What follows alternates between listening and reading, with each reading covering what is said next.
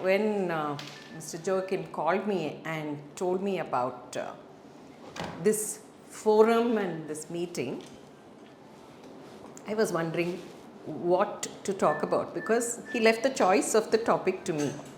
And then I had to go to a place where I didn't know the way, and I had to take help, and I had to find my way to go there. And at that time, this thought struck me that very often in life, God takes us through unfamiliar paths, but He doesn't leave us there. And I have experienced this from childhood, that God goes with us, He goes before us. And so we are going to look at this guided through unfamiliar paths through 3 different ways. I've called my divisions, or I've called my subdivisions as guided through God's call, guided through God's presence, and guided through God's providence. Now, I'm also going to be talking about principles and truths that we can draw for our own lives and for our professional lives, and also how we can use all this in our own, the leadership roles that God has given each one of us. And when I say leadership roles, it could be in an organization, and it also could be a leadership role in your own home, because most of us not only go out and work, but we have certain responsibilities in our own home. So there are aspects that I'm going to be bringing out through about God's guidance.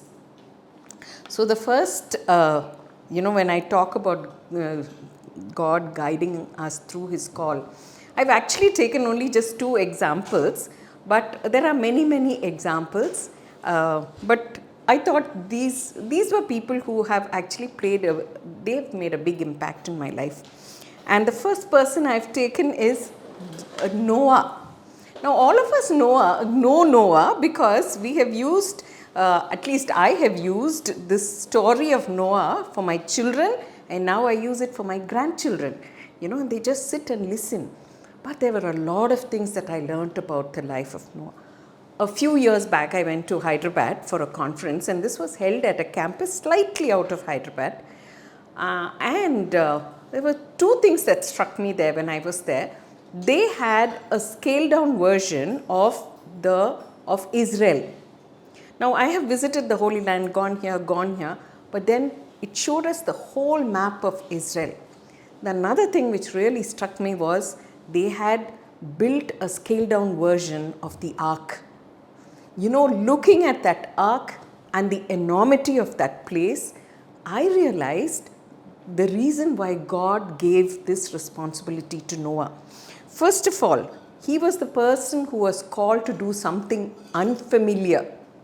God called Noah to do something unfamiliar. Genesis chapter 6 verse 8, and that's a verse that I have actually put there. Noah found favor in the eyes of the Lord. When God calls us, He also, it's because He finds favor.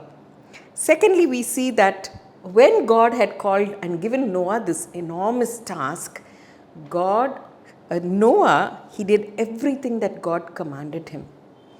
Another thing that struck me is that Noah was working in the marketplace. He was not in a secluded place somewhere. God didn't put a covering and say, go inside and build this. No. I realized that God made Noah to build this huge ark in the marketplace. And we're all in the marketplace. We've all got responsibilities in the marketplace. Imagine Noah at that time, what people would have said. And I just put myself in Noah's shoes, and I was thinking, if God had called me and told me you build a big boat like this, what would I have said? Like Jonah, I would have said, no, I'm running away. I don't want this responsibility. I don't want this responsibility. Because I know that if I take it up, I'll have to face ridicule from people. People were going to question me. People were going to ask me, what is this? And I'm sure Noah faced all this. So he was a person who worked in the marketplace. I'm sure every person who walked that side would look at him and say, what are you doing? What are you up to? And I'm sure that God gave opportunity for Noah to talk about who God is. And he did it in the marketplace. And then we see that nobody believed in him. Nobody believed that God was going to bring judgment. So he was in an open marketplace. He was able to testify about God and about what God was going to do. Now, I don't know what Noah must have thought and what his, what he must have felt and what his thoughts were. I don't know if people mocked him for building such a huge ark. But then Noah remained committed to what God had called him. And I think that's something that we need to learn, that when God calls us and gives us some responsibility, big or small, we need to be committed to what God has called us. The Word of God tells us that Noah did everything as God commanded him. Again, this is where you will find it in chapter 6, verse 22, and Genesis chapter 7, verse 8, that Noah did all that the Lord commanded him. And then you know what happened, the whole story of how he was saved. Another thing I see that, God gave Noah leadership roles. Inside the boat, he was a leader for his family, because only his family were there. But the boat was filled with animals, creatures. And you know, creatures, those days, wild creatures, they love to have space to move around. And so we see that Noah took leadership because he knew God was with him, not only for his family, but also for all the creatures that God had created. So that was something that struck me, that, God gave Noah responsibility, didn't send him off to a secluded place, but put him in the marketplace and gave him the opportunity to serve him. And then also, because of which he was able to do all that God had told him to do. And the result of this was God blessed Noah and made a covenant with him. So for me personally, I think that when I realize that when I take up a responsibility God has given me, and then I do what God commands me to do, and I know that His blessing is with me. And I've seen this all these years, whatever responsibility He's given me. And I must say here that one of the reasons why God gave me the faith to believe is because of my parents.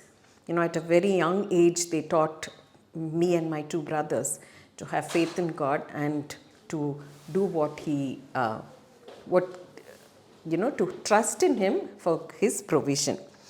The next person that I've taken as an example here is Abraham, and all of us are familiar with Abraham. Okay, the unfamiliar path that he was called to do was, he was in a beautiful place, he had a family, he had riches. He had huge, lot of land, he had animals. Those days, your wealth was known by the amount of animals that you had, whether it was sheep or goat or cow, whatever. Your wealth was known, and your wealth was also known because of the property that you owned in those days. And God told him, leave that and go to another place. Leave that and go to another place. That's something that we read that he obeyed. When I was 8 years old, my father was asked to take up a responsibility in Bangalore. Now, I come from a place called Nagarkoil. We had a huge house there. We lived with my grandparents. I had my cousins nearby. It was a beautiful, carefree life. And we had servants in the house to take care of a lot of things. But suddenly, Dad came and told us that we have to move to Bangalore. Now, Bangalore was something that we didn't know about. See, another thing was, I had grown up speaking only in Tamil. And suddenly he says, come to Bangalore. We had to come and live in Bangalore in a single bedroom house. You see, all comforts taken away.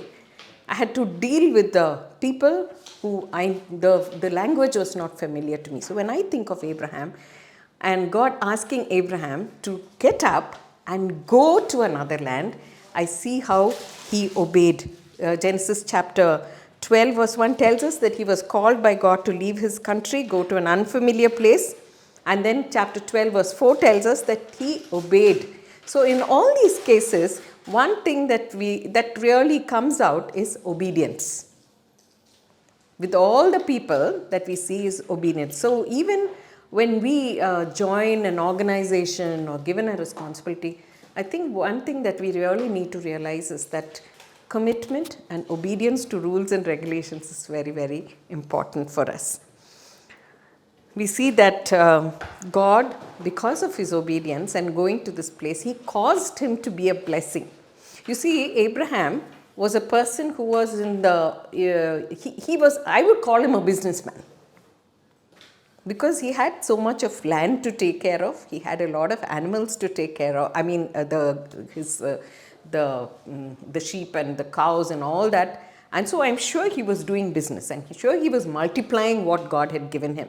So I would call him as a businessman. And being, God enabled Abraham to show stewardship to what God had given him. Abraham faced a lot of challenges, after going to this new place. There was a king who was attracted to his wife, and he had to tell that she's my sister, go to another place. He had in panic, in fear, he did a lot of things, and I think all of us in our own lives, we do that. When panic sets in, when fear sets in, we sort of forget a lot of things, and our reaction is, okay, how can I save myself? So we see Abraham facing all those challenges, but he remained faithful to God's call. That is why, he's called as the father of the nations. Abraham, and he's such a beautiful example. Hebrews chapter 11 verse 8 tells us that by faith Abraham, when called to go to a place, he would later receive as an inheritance. Most of us know when we go for a job interview, we want to know, what's my package? What am I going to get? How am I going to manage my life? And only then we take a decision. But here we see Abraham, he just left everything and went, and God faced challenges, and God caused him to be a blessing. And because of which, he was going to get an inheritance much later. And we see that even though he didn't know where he was going, he stepped out in faith. Now, Abraham's life is such a encouragement, and it's a lesson on faith and trust in God in our ordinary and extraordinary circumstances and situations of our life. It's, we see that so many things where we see Abraham's example and how God used him. I think in our own day-to-day lives, with whatever God has given us, we need to work with stewardship, because God multiplies that. We see that how the example of that is there when Jesus, when that little boy came with that little food, and God was able to multiply it and feed so many people. So here also, in Abraham's life also, God was with him. God helped him. God helped him to multiply the resources that God had given him, and then he was able to be a blessing to many others. In fact, the life of Sarah, that she conceived at an age when women don't conceive, is such another great example of faith to all of us. In fact, in my personal prayers, I always say, Lord, you did this for so-and-so. You did this for so-and-so. I'm sure you can do it for me. And that is how God has helped me to face challenges in my personal life and challenges in my professional life. And I'll tell you, challenges in professional life can be it can bring you down. It will not allow you to take the next step. And these are things that I have fallen back. The truths from God's word is what I have fallen back to see how God can help me. And I've actually, my prayers have been, Lord, you have done this for so-and-so. And they're not great, they're not somebody, they were human beings who lived at a time and who experienced God's presence with them, God's blessing. So Abraham is a person who has been a great example to me. Next, we see that God guides through His presence. So we see God guiding through His call, and we have plenty of examples, but I've just taken 2 names. Next, we see how God guides through His presence. And the first person that comes to my mind is Joseph, the life of Joseph. Okay, Genesis chapter 39, verse 2 to 4. If you see I'm not going to go into the circumstances of Joseph's life. He was a favorite of his father, and because he was a favorite of his father, his brothers decided to just get rid of him and said, listen, we don't want to have this fellow around because we are not getting our importance. How many organizations there are in the world today where if you are the boss's favorite, what they do? Oh, so-and-so is sucking up to the boss. This is exactly what they say. And then they look and find ways how they can get you out of the picture. I'm telling you this because I have experienced this, and then I've also known all the things that people talk. Why? Because they don't want you to be the boss's favorite. Here, Joseph, he was his father's favorite. And the brothers then just decided, listen, this fellow is really creating trouble for us. Dad is not doing anything for us. Seems to be doing everything for Joseph. And so went and sold him, put him into a pit. And you see every circumstance that Joseph went through, nothing seemed to be working in his favor. Then he was finally taken to Pharaoh's place and then thrown into the prison there. He was falsely accused by Pharaoh's wife. Potiphar's wife, every situation that he faced seemed to go against him. But, one thing that we see is that the Lord was with Joseph, and when he was given responsibility, he helped him to prosper. Joseph was second in command there, and he was the one who was planning and doing everything. He lived in a royal place. You see, from where to where he is gone. His brothers thought that they were going to, finally got rid of this fellow. Now we can live our lives, Dad will give us importance. And then another thing we see here about God's presence is that not only did Joseph feel God's presence with him, his master saw that the Lord was with him and that the Lord gave him success in everything that he did. So it's not just, he's going there doing a job. No, his masters. That means, again, we see he is being a testimony in the marketplace, in a position of power and authority. God gave him a position of power and authority, and Joseph did not allow that power and authority to go to his head, because we read that the Lord was with him. He realized that he was not doing all this in his own strength, but God was with him. God helped him to prosper. And therefore, he was put in charge of everything that he owned. And so, we see that Joseph, through his life, the way he prepared for the famine, the way he was able to help his brothers and bring his father. So at a time when the land was having famine, God provided for their family through Joseph. And it says, whatever you did, you thought that God used whatever you did for the good of the people. So Joseph is a great example of God's presence being with him through difficulties, through challenges, and also through times when God had given him power and authority. And so God guides us. And I'm sure at that time when Joseph went there, one thing I realized about Joseph is that he did not, when all this responsibility was given to him, I'm sure, I don't know whether he went into these management schools and learned everything, but through his everyday experience and through God being with him, God taught him how to handle power, how to handle responsibility. So many things that God taught him. And that was one thing that struck me, that, when God calls us, and or even when God takes us through challenges, His presence is always with us. Because one thing we see throughout the assurance that we have is that God tells us, never will I leave you nor forsake you. He wants us to hold on to that.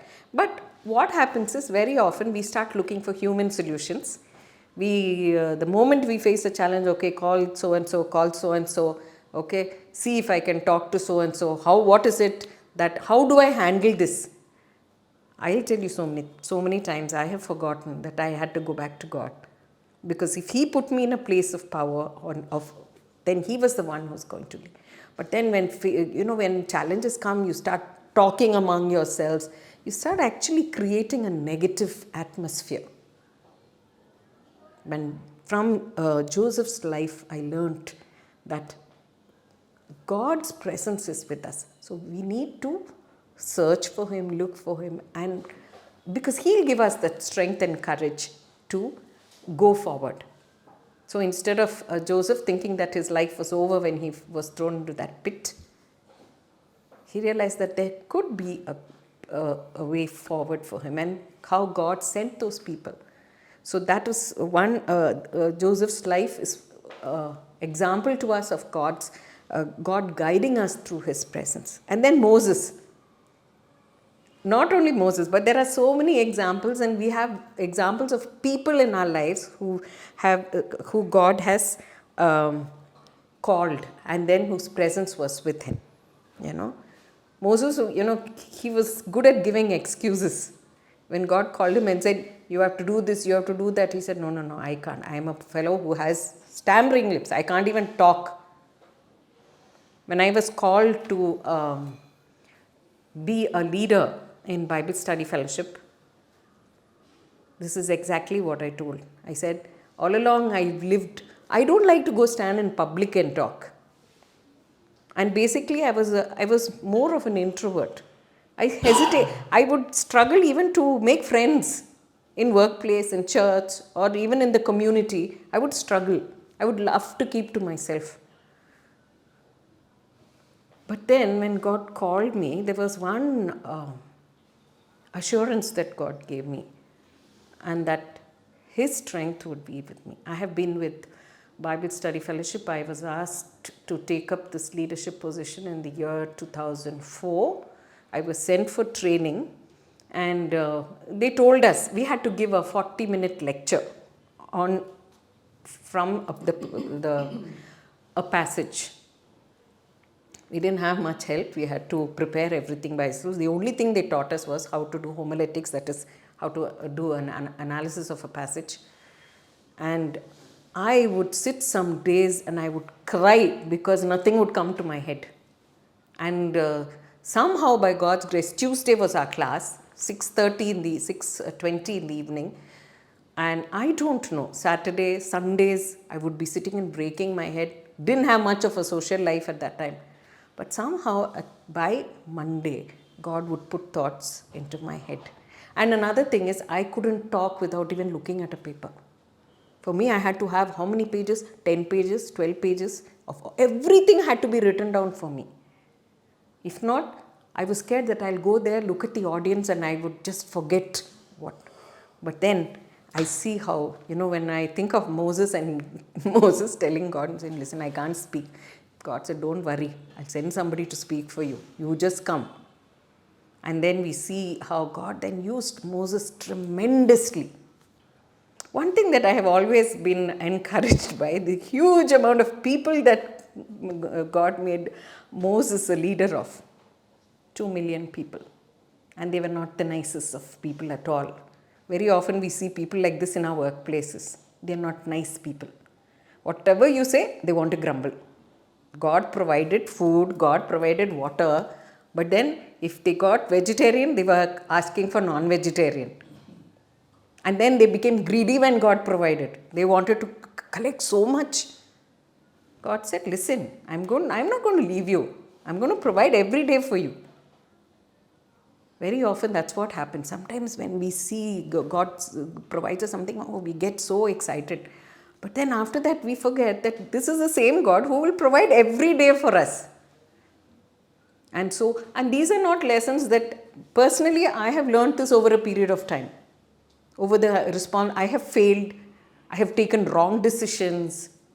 But that is how God teaches each one of us. He doesn't take us and puts us there and say, okay, now, I'm going to use you. No, through struggles, through challenges, through difficulties, God teaches us.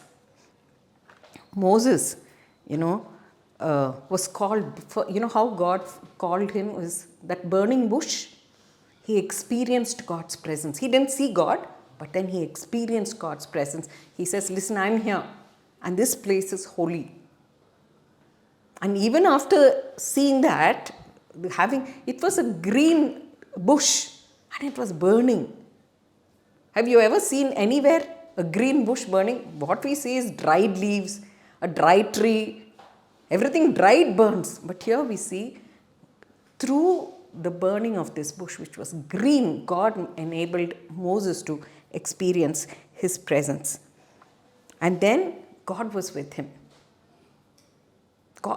I know many times Moses was just fed up.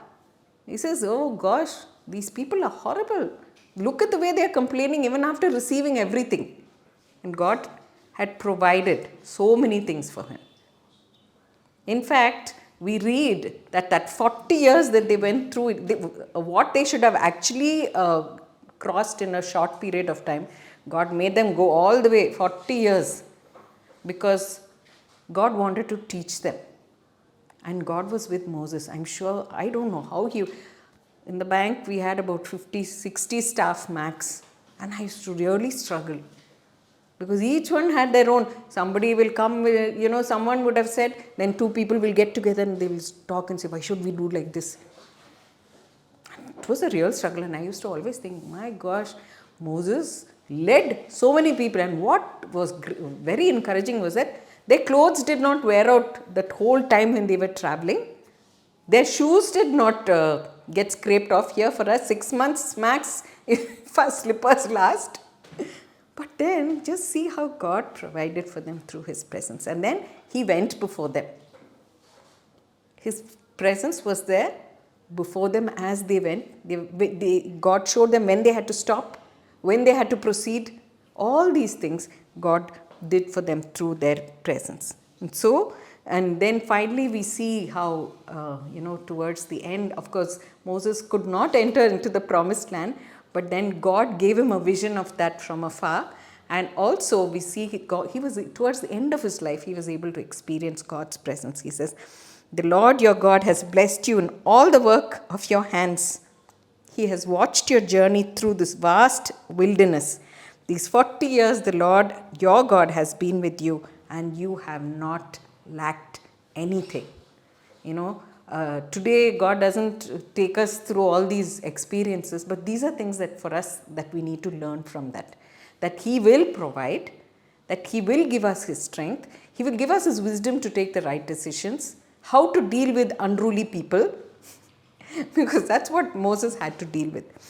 So we see how through his presence, which could be very invisible, but we can feel his presence with us, the strength that he gives us, the wisdom that he gives us, the knowledge that he gives us. And very often all this happens through people he brings into our lives, what we can learn from them.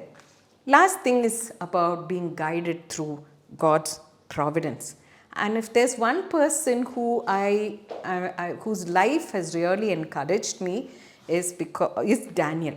In this world we have lots of people. We have the missionaries, we have the great orators and all that.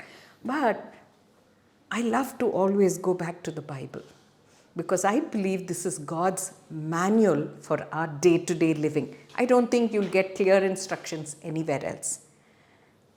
So Daniel is again, he was practically taken out from his homeland and taken to a strange place with a different language. When I came to Bangalore, I didn't know English. And my parents admitted me and my brothers in Clarence School. In Clarence School, how they spoke? They spoke British English. And I didn't know English. I only knew Tamil. I didn't know. I used to keep my mouth shut and sit there in class. But then God helped me. He brought, a few people to my life, even at that tender age of 8, who would sit with me and teach me that this is what you have to say. I didn't even know that. I used to, because Nagarcoil was almost like a village, and then came here, and my parents bought shoes for me to wear to school, and it was like boys' shoes, pointed. And you find the class boy sitting there and making fun of me. But God provides. He provided through these friends of mine who we are in touch with even today, even after all these years of leaving school, who were gracious enough to teach me how to reply. When in those days, when somebody asked me a question, I had to frame that answer in my mind. And so when I spoke, there was no grammar in that at all. It would just be words coming out. But then I'm amazed at the way God has brought me thus far, and it's because His providence was there with me. So in the same way, Daniel was carried off to a new place. He was given a new name. The type of food that they had to eat was very different from what he had back home. Must have lost his family, his friends, and everything. So he's come here to a new place. But see God's providence. Daniel chapter 1 verse 9 tells us that God caused the official to show favor and compassion to Daniel. God caused the official. So the people who are put in charge of them, they had compassion and favor on them. And then another thing that God provided for them. Daniel chapter 1 verse 17. To these 4 young men, God gave knowledge and understanding of all kinds of literature and learning. They've come to a new place. Maybe they've had to learn new things there. But then we see God's favor on them, and He gave them knowledge, understanding of all kinds of literature and learning, and because of which Daniel was able to understand visions and dreams of all kinds. Nebuchadnezzar had a dream one night, and he tells Daniel the next day, you tell me the dream and the interpretation of the dream. Now, if somebody came and asked you, listen, my daughter came and told me, Ma, I had a dream last night. You have to tell me the dream and you have to interpret the dream for me. I would have seen stars. Because not something that we can do normally. Because most of the time, what dreams we get in the night only, we forget in the morning. So here Nebuchadnezzar is saying, you tell my dream and you tell the interpretation. And then we see that God gave that understanding and knowledge to Daniel. And he was able to tell the dream and also the interpretation of the dream, and because of which he was given responsibility and power. And then we all know that, there were people who were jealous of his rise in the political field, and so they started bringing out all sorts of rules, But Daniel was unafraid. We read that he opened the windows of his house and he prayed to God openly for people to see him. And many people there didn't like it. And they were trying to find fault with him. They were thrown into the fire.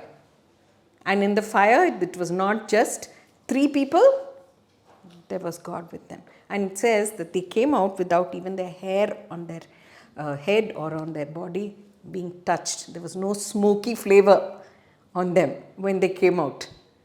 That was the way God provided for them. And then we see how out of jealousy, this happens in our workplace, isn't it? People are jealous of us. They start spreading rumors. They say you have to do this, do that. Why? Because of jealousy. Here also Daniel faced the same situation. Nothing different. Today he faced the same situation what people face today in workplaces. Even in families. If you have the larger family, there are some people who don't like it if you're doing well in life. So they start creating, start whispering things behind your back. This is a reality today. So here, Daniel also faced all these things those days. And then finally he was thrown into the lion's den. And see God's providence, God closed the mouths of those lions. And I have personally experienced this in my working, where people have said all sorts of things, but God has also provided for people to come and tell that yes, the decision that she took is right. God, it may not be that God comes and ties up the lion's mouth, but similar situations I have faced in my life, especially in my working days. So therefore, we see how God provided. And I'm going to close with this Apostle Paul. He's a favorite of mine. I've learned so much from him. God, again, through the way God provided for Saul. First, when he was named Saul, and what his task was. It was to go and trouble all the Christians. And then how God met him. We have seen throughout this land of India, people who have troubled Christians finally experiencing who God is, personally experiencing, and then coming out, believing in God, and then coming out as great testimonies. So Saul says, "Who are you, Lord?"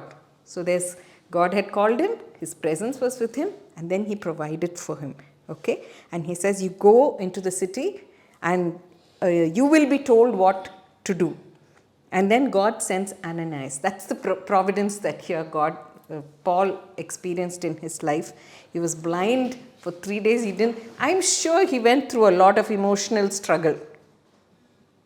And then he was a powerful person. He had authority to go and kill Christians. And so those 3 days when he was sitting in darkness, all sorts of thoughts must have gone into his mind. Sometimes God takes us through these dark places in our lives, whether it's our work or in our family, or personally. He takes us through these dark places where you can't see anything except to think about what you have done with your life. I'm sure at that time Paul must have thought, what have I done with my life?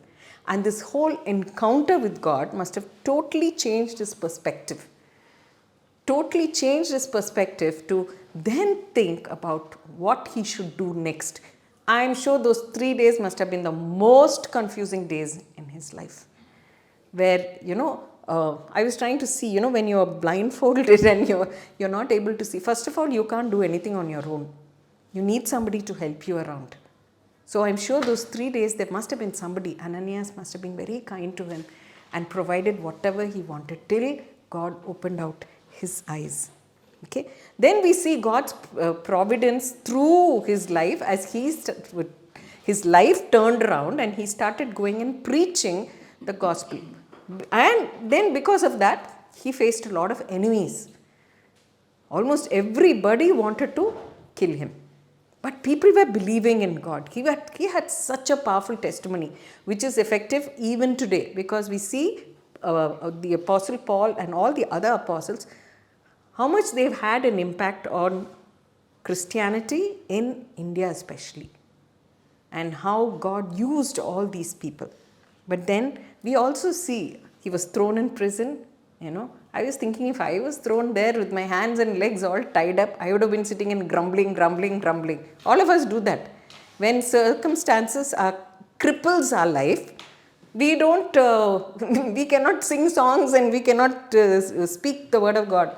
We'll only grumble, and we'll get one group around us to grumble. But here, this is an example for us. They sang songs and they praised God. And even there, they were a testimony to the people around them, the centurions, and how God miraculously brought them out. And then at one point, this is what I have said, this higher official who came to know that they were the people were planning to kill him. He was in custody. And then this person who was in position, he says, he called 2 of his centurions and he said, get a detachment of 200 soldiers. Imagine Paul, who was thinking, these people are definitely going to kill me, is being sent with so many people. Protection. He was being given protection. And then he was sent to be taken safely to the governor.